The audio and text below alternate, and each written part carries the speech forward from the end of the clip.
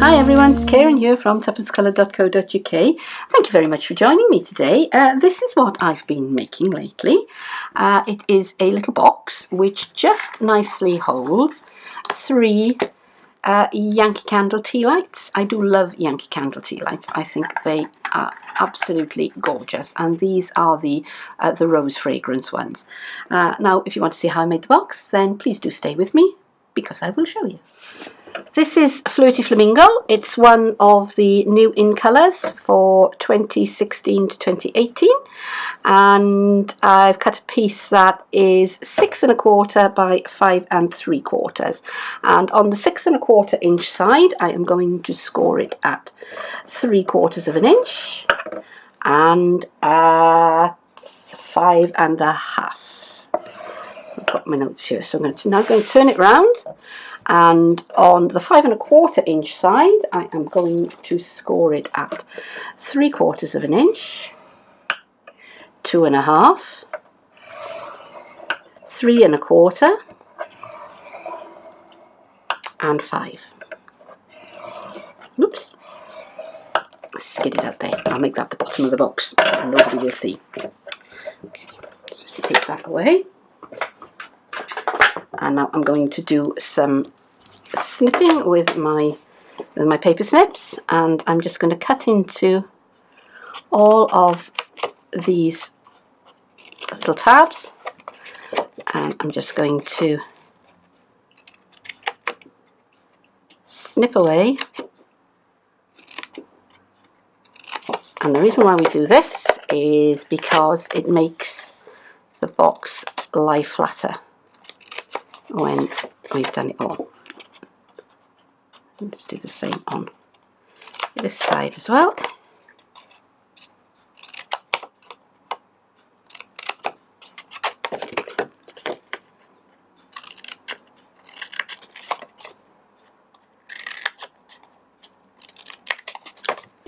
Just so that it all fits together nicely. So that is done. Now where's my bone folder? I'm going to just train those folds. Just going to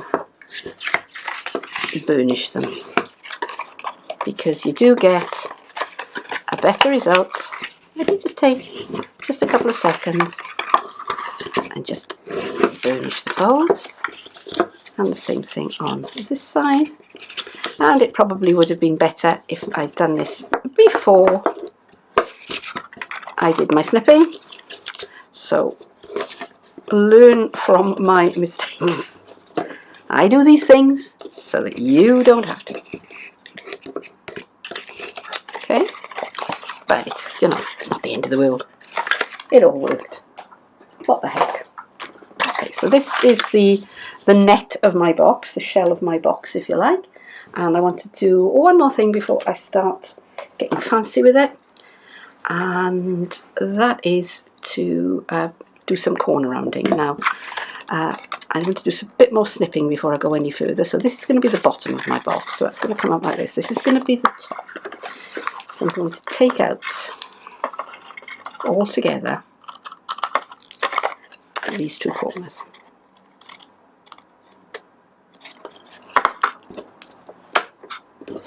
Because this is going to be the flap that tucks in. Okay. And I'm going to bring in my corner rounder punch, and I'm just going to push that out of the way. Just going to tidy up those edges a little bit. And it's a little thing, you know, it's a little thing to do, but I do think that you get a much more professional appearance when you do that. I'm also doing it on these bits that are going to be the bits that flap in inside my box, because that was going to, whoops, that didn't work very well, did it?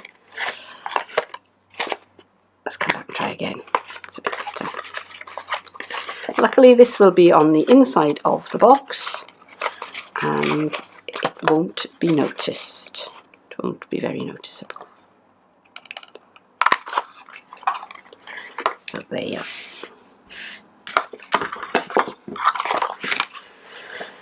So I do find it a little bit easier to decorate the top of the box while it's still flat. So I'm going to do that now. And I have myself a piece of, here it is, wild wasabi. It's not wild wasabi at all, it's Pear Pizzazz, DSP, from the DSP stack.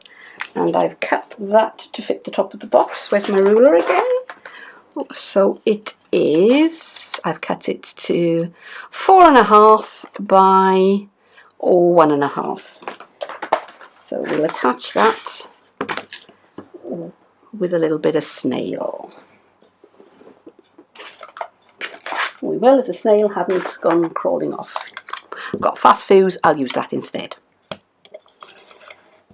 You know, it's snail would do. Snail would do fine. It's just that mine has gone wandering off somewhere and I don't know where. Okay, so I do need to be a little bit careful now because once this sits down, it is stuck as a stuck thing. So I'm being very careful as I line this up on top of my box. Okay.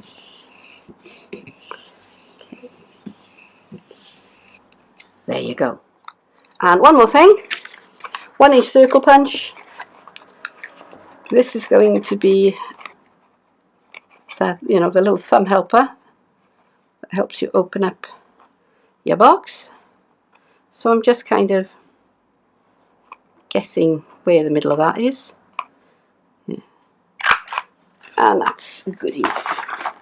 Okay, so now I'm going to put the box together. So back with my fast fuse, and I'm going to put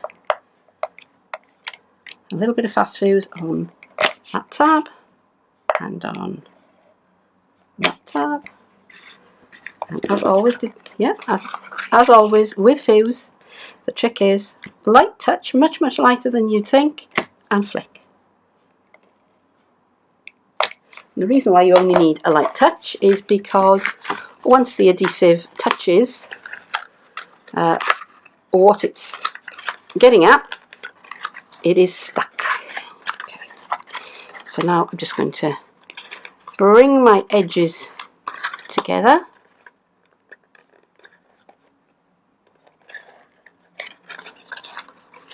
And so, oops. Seal.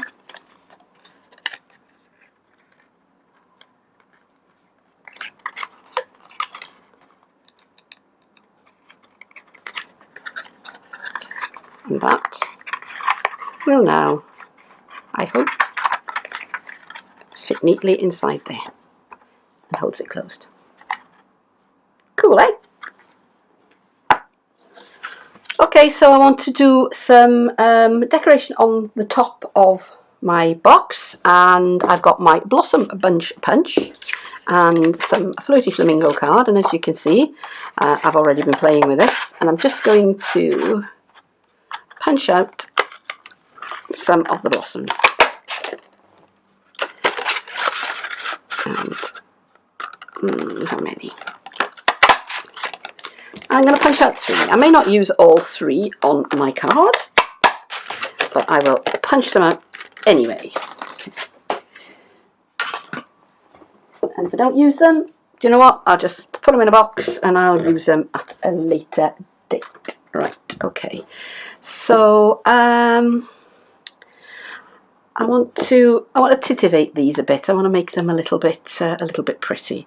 So what I've got the Flirty Flamingo marker, and I'm just going to put some of that ink on to the back of one of my blocks. And the next thing I want is has walked and is my, is it got, here it is.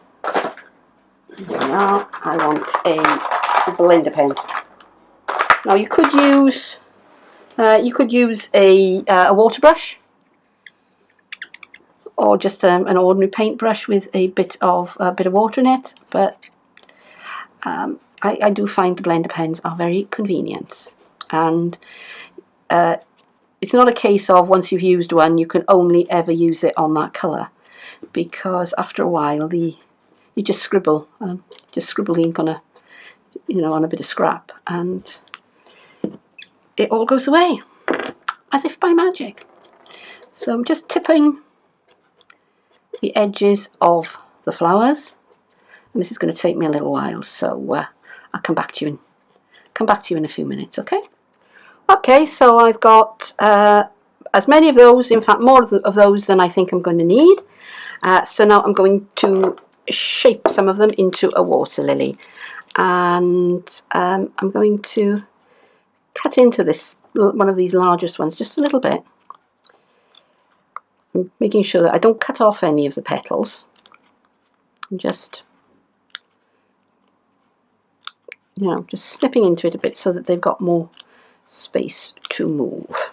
Okay, so there's that one.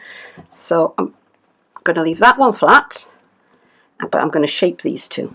So this one I haven't done anything to other than just lightly tip the edges with a bit of Flirty Flamingo. And I've got my my flower tool, and I'm just curling up those edges just a little bit on my squishy mat.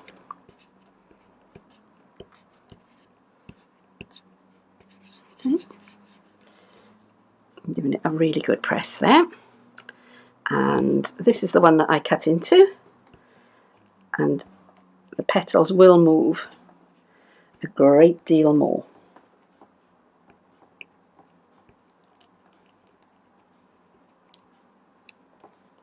Okay, so here I've got my 3 layers of my lily, and I am just going to just curl the edges just a little bit. So I'm staying out of the middle, leaving the middle nice and flat, and I'm just applying pressure with my flower shaping tool. And if you haven't got one of these, anything with a nice round smooth end will work for you. Something like the end of a paintbrush maybe, or if you have a large ball embossing tool, that'll work brilliantly as well.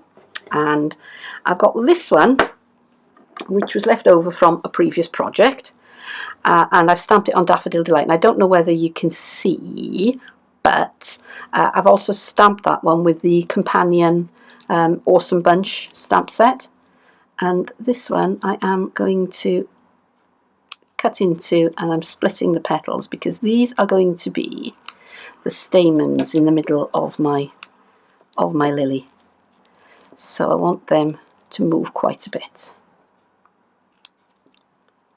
I'm just being very careful that I don't chop them off altogether or cut too much out of them, because that would not be good. And this is left over from a previous project, and I don't want to have to go and stamp out another one. So I'm just going to leave it at that. And again, I'm just shaping. The more I push, the more shape I get. And this one actually would probably work quite well with the Common or Garden embossing tool. Okay, so I've got my flower layers ready, so I just need to stack them up. And for that I will need something sticky. Actually thinking Tombow, because it does give you a little bit of wiggle time. But glue dots would work well, but you may be aware that glue dots and I are not really friends. We do not get on. Don't know what I've done to them, but they don't like me. So I'm going to use Tombow, because I can. And I am in charge of the adhesive, it is not in charge of me. So there.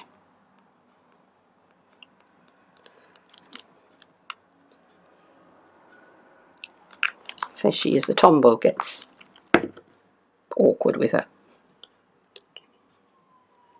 So there's my little water lily. It's not a watermelon. A watermelon is completely different. Okay, so there's my little flower. I want a leaf for my flower to sit on. So I've got a 1.5 inch circle.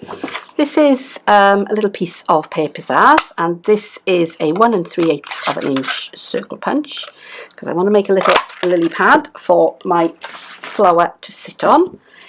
And I'm just cutting just a little wedge,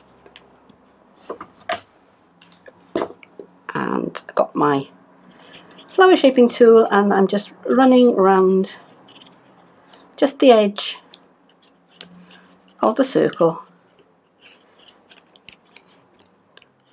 just to raise it up a little bit, because water lily leaves have that lovely curved shape about them.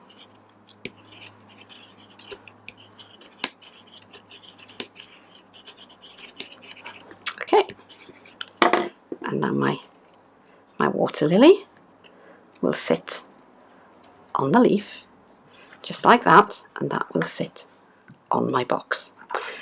But before I put that down, I want to do some stamping. I want to stamp sentiment.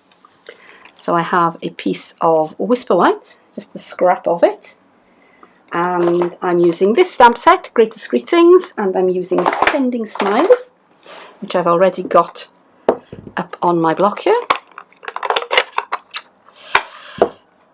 So I'm going to ink that up, and I'm just going to stamp 1, 2, 3, 4, 5 to let the ink transfer, and there it is.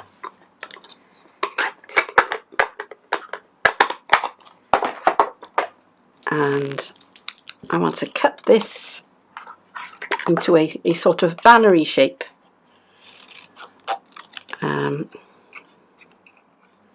But I want it to be sort of free form.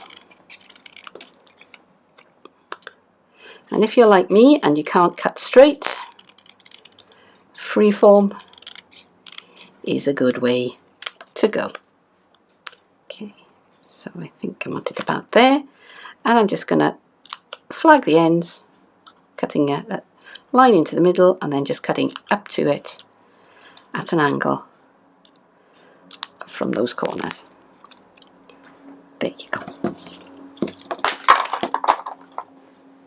Alright, so now I'm going to layer this together, and actually I'm just going to curve that a little bit, and I'm going to put a dimensional on that end so that it stands up just a little bit.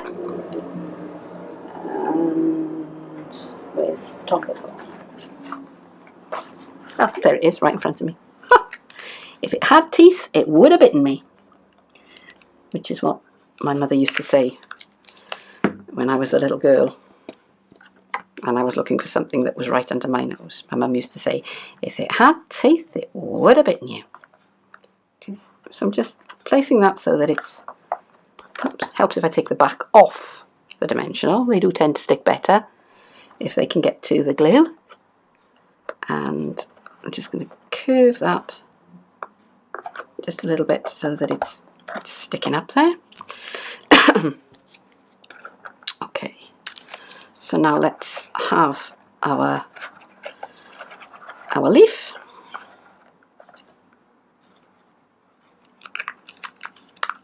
And again, a little bit of Tombow, just so that it's standing up and it's clearly a water lily leaf. And finally, our little water lily. Just whoops, there goes the Tombow falling over, so that that's just off to one side. And I think I'm going to adjust the position of that slightly. There you go, happier with that. Okay, and there it is. And I'm just going to add one more touch, I think, which is, I'm going to put a little pearl or two. Some of our basics pearls. So I'm just going to put a pearl in the middle of my watermelon. I'm just going to shape those petals a bit so that the petals are standing up. And I'm going to put little teeny tiny ones on the, well, I am if they're going to cooperate. I'm going to put the little teeny tiny pearls onto the dots of the eyes in Sending Smiles. Just because I think it's quite pretty. There it is. So all I have to do now is to put my scented tea lights inside and close up the box, and there it's done. So there is my little Yankee Candle tea light box all finished, and I hope that you've enjoyed this tutorial, and if so, please do leave me a comment or give me a thumbs up, a like. And if you would like to see more of my tutorials, then please think about subscribing to this channel, because I will be uploading more soon. And if you want to know more about me or about Stampin' Up or about how to join, because we've got a really good joining offer going on at the moment, and I would love for you to join my team, then take a look at the links below to my blog or to my Facebook page, and also to my Stampin' Up shop. You can find out more information from there. But for now, once again, I hope that you've enjoyed this. I do thank you very much for joining me, and I hope that you'll be back soon. Bye-bye.